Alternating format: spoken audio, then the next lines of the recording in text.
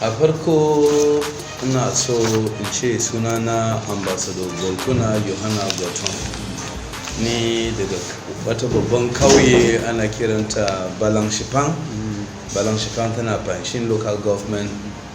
Kuma Allah ya yarda ni ne dan takarar da ya cancanta da mutanen Plateau Central ko Plateau ta tsakiya su zaba. Ina so a zaɓe ni saboda manufofin da nake da shi da zan iya kwatanta su daki-daki.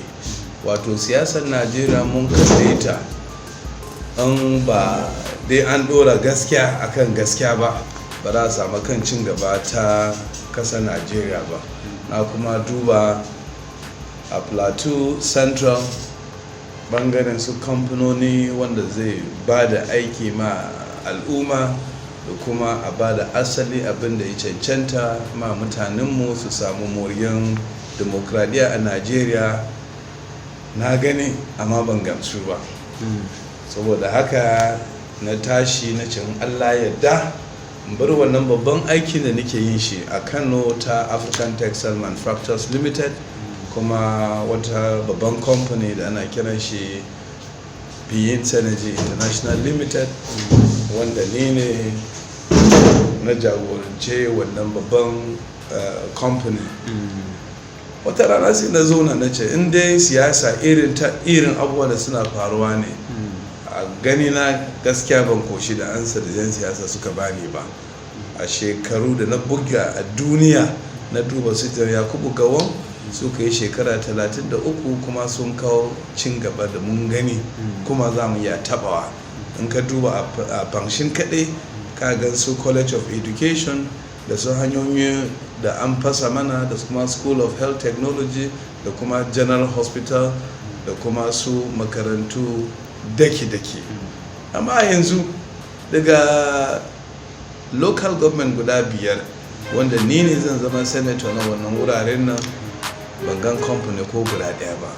So na tsara wannan tafiyan nan akan gaskiya, kuma Allah ya yarda mutanen Plateau Central za su san waye ne senator nasu, wanda duk ko suna ina ne za su san cewa an canza fuskar siyasa a Najeriya. In lokaci ta kai dole ne in gaggaya maka wannan abubuwan nan dake-dake. Ni kuma na makaranta a Plateau ta kauye na secondary school da primary school na yi a gurin, da na tashi a gurin sai nan mike zuwa Kaduna Polytechnic, babban polytechnic ta Afirka gabaki daya, wanda na karanta accounting and finance. Daga gurin zo na karanta postgraduate diploma a babban university na Ado Bayero ta Kano, na kuma na yi master's degree in accounting and finance a the same university, Ado Bayero University Kano. Babban university ce wanda sun koyi da ni kuma na gan amfani ilimi da aka saka mu.